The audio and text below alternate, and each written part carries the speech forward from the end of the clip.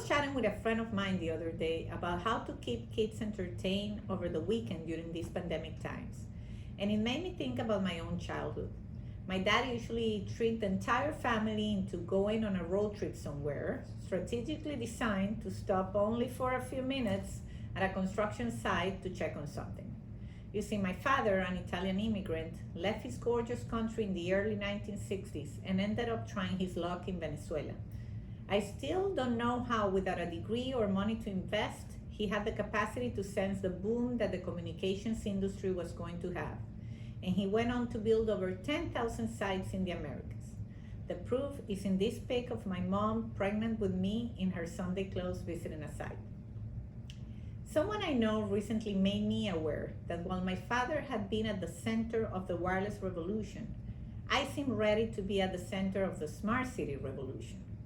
I've been passionate about telecom and technology from the moment I saw the first person hug my father because the tower that had just gone up would enable him to call its loved ones. In my opinion, the smart in smart cities is not really about technology. It is actually about how humanity implements it.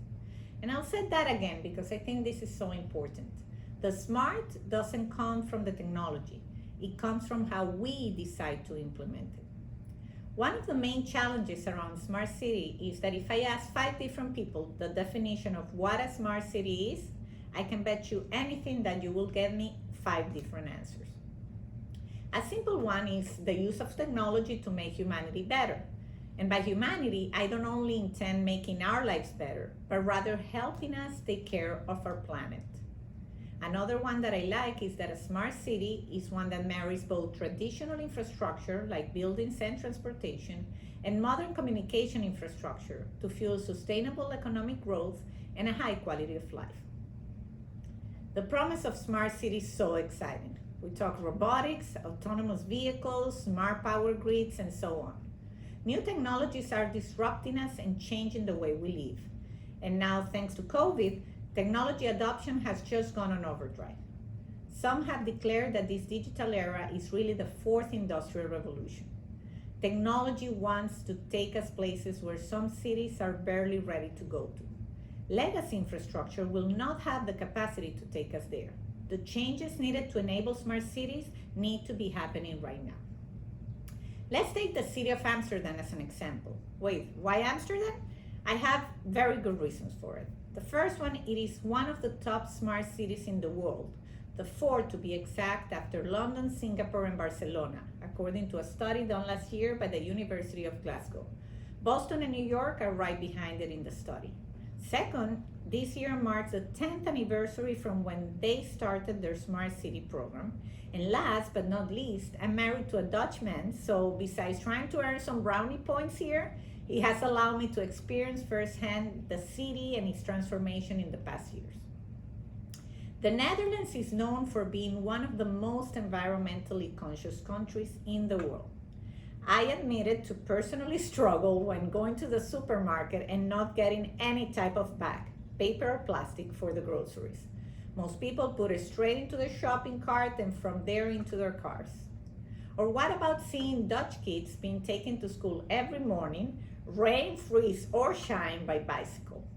I'm highlighting the Dutch way of living because transformation has to happen at the human level for some of the smart city related initiatives to have a shot at success, especially those related to recycling and sustainability. The technology might be there, but if human behavior is not, the implementation is going to be challenging with a high potential of failure. One of the fundamental first steps the city made was to appoint a CTO in 2004 to lead the inventory of 12,000 data sets across 32 city departments. Each data set had its own characteristics and incentives. They established early on that data was the raw material to maintain the whole. Then in 2009, Amsterdam Smart City was officially launched as a joint initiative of the Amsterdam Innovation Motor and the grid operator. Together, they wanted to prepare Amsterdam for the future and started various energy projects in the city. However, they did one thing that became the key aspect of the entire initiative. They gave the residents a central role in it. That approach of putting residents at the center of the project was also welcome change for the grid operator, who traditionally was told to avoid any contact with the customer. Amsterdam as city experimented with this approach, and the learning point was it is better to innovate with residents than innovate for residents. They developed a slogan around this whole thing, together towards a smart city. With all that forward energy, they started boosting projects and expanding the scope from energy alone to energy and digital. In the past 10 years, they transformed into a public-private partnership and went from 2 partners to about 20. They continue to grow their community with a focus on collaborating on major social transitions. In 2016, they won 950,000 euros in the European Capital of Innovation Awards. And with that money, the Dutch city planners invited citizens to submit ideas and run smart city pilots. Amazing, isn't it? I think it's common knowledge that Amsterdam, a city of about 850,000, is one of the few cities that has more bicycles than inhabitants. They already have embraced electric vehicles and have about 300 charging stations deploying around the city. They have also ordered their first fleet of fully electric public buses. Amsterdam is usually on the top spots of the European Grid City Index, which measures performance not only for transportation, but water, energy, and waste and land use programs. Since access to the city center by car is greatly restricted in Amsterdam, when the city decided to have e-hubs for bike sharing, it relied on 2 of the Netherlands' top universities, with finding the best locations and examining how consumers can change their mobility behavior. Universities make great partners for smart city projects. Make sure to invite them. Last year, when we took our kids to visit their oma or grandma in Holland, me and my husband were happy users of the Park and Bike program. You basically park your car at the edge of the city center and then move around the city with a bike. I was also impressed when we passed by Utrecht Central Station, which might be one of the world's best examples of integrated sustainable mobility. You purchase one smart card, and then you can have access to something like 50 bus routes, 3 tram lanes, the Central Railway Station, which has about 1,000 daily departures, and 2,000 e-hubs for shared bicycles. Bike parking is a huge issue as well, so an upgrade made to the station not that long ago, including a whopping 33,000 bike parking spaces, which, by the way, is more than the number of car parking spaces at Disney World Orlando. Alma also recently mentioned that next time we are there, we need to go check out one of the play streets that are starting to appear in the city. These are streets repurposed as public spaces to provide children with fantastic areas to play, and where there's also a significant investment in green infrastructure, which basically uses ingredients geared at solving urban and climatic challenges by building with nature. Listen, there are over 80 different pilot projects ongoing. It would be impossible to highlight and share all of them in this talk. So some other initiatives that I find quite interesting to look at include the Amsterdam Beacon Mile, which is a route of about 1.5 miles with beacons lining it. It's basically a safe haven where to test and experiment. Several cities in the US have similar initiatives creating smart city hubs, including one in Central Florida aimed at testing autonomous vehicles. This to me is really a mandatory step in developing a smart city related program. Learning by doing, as one of the Dutch main tagline goes. Circular Amsterdam is a program with a focus on the high quality reuse of materials and products, local production, waste and return logistics, circular construction, and area development. It basically defines a framework to transform the economy from linear to circular. One of the program focuses is on helping trash trucks make fewer trips to pick up recyclables and using trash sensors for assessing pickup logistics. The Urban Technology Research Program focuses on the important tasks facing the city and is divided up into 4 recognizable challenges: mobility, energy, circular city, and build city. One of the learning points from this initiative has been the recognition that to be able to change policy, the government has to be willing to integrate data from the private sector into its programs. For example, for the city to be able to manage traffic flow in real time, it had to agree to use GPS data from a private provider.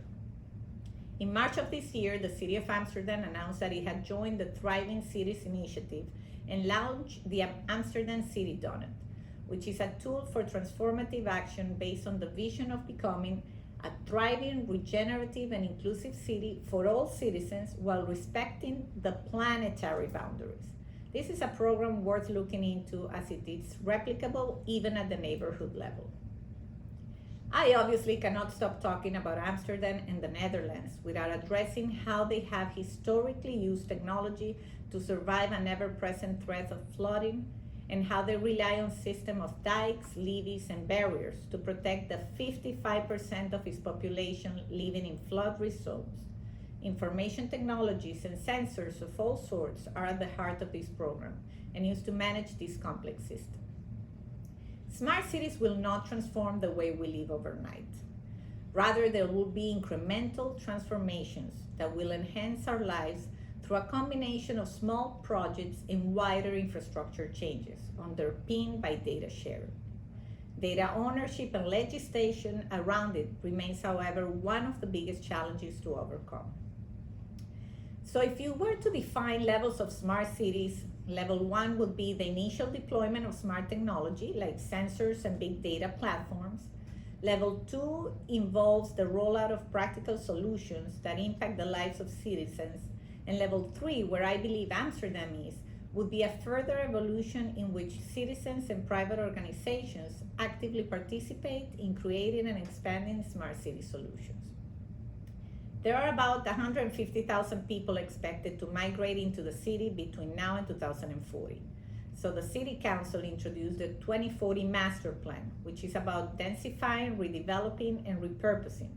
The plan's mission is to combine both old world European charm and future smart technology. Robust, resilient telecommunication networks are essential to ensure the sustainability, livability, and workability of the smart cities we are building. Our communication networks are starting to face a data tsunami. It makes me think of I-95 here in Miami when we get a hurricane evacuation mandate. Completely collapse. We must upgrade the digital highways so that cities are capable of hosting and delivering the trend-setting services that citizens will demand.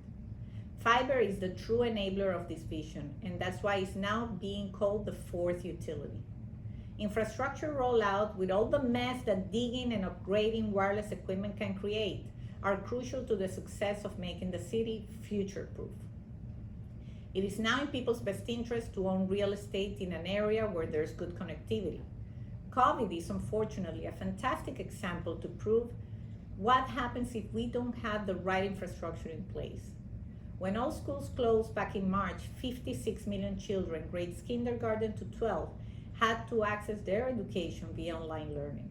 9 million had and still have difficulty completing online assignments for not having reliable connectivity. And 14% of kids nationwide don't have an internet connection. Not bad or spotty signal, no connection, period.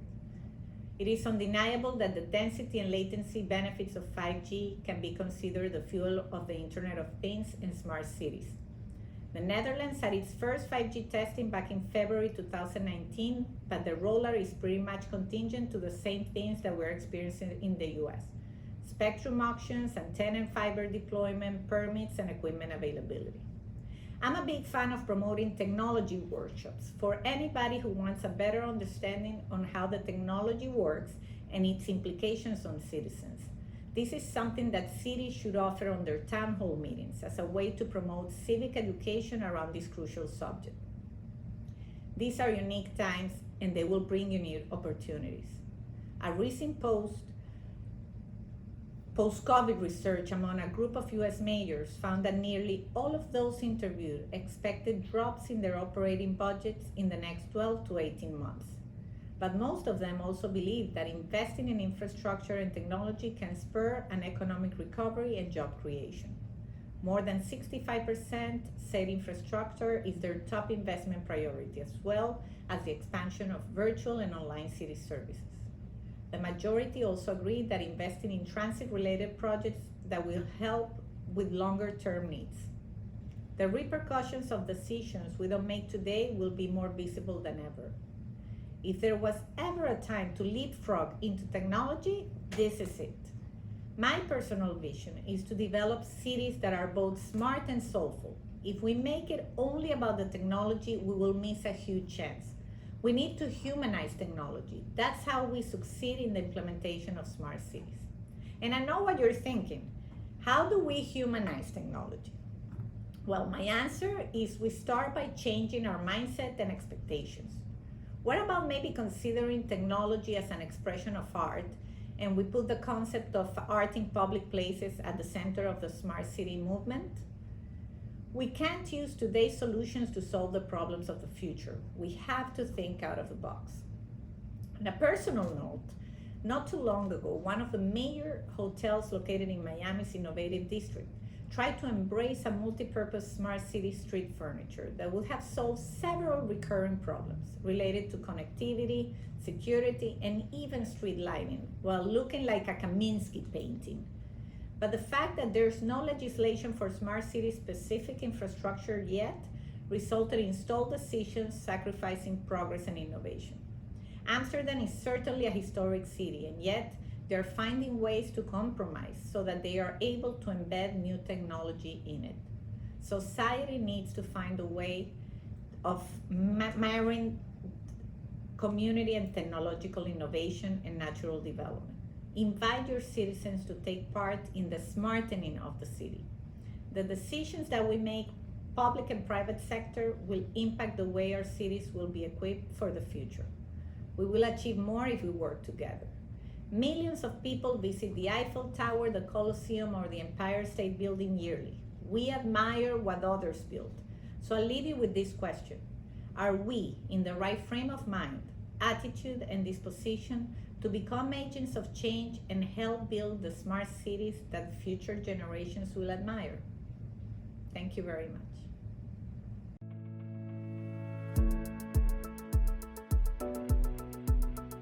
Being the CEO of a leading telecommunications infrastructure provider is what I'm most known for.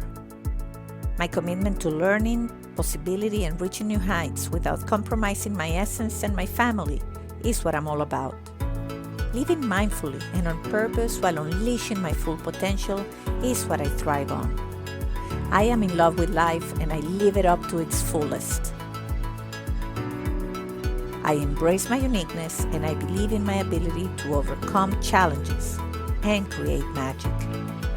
Delivering beyond what is expected, building value for all involved, and inspiring change and kindness is ultimately what makes me tick.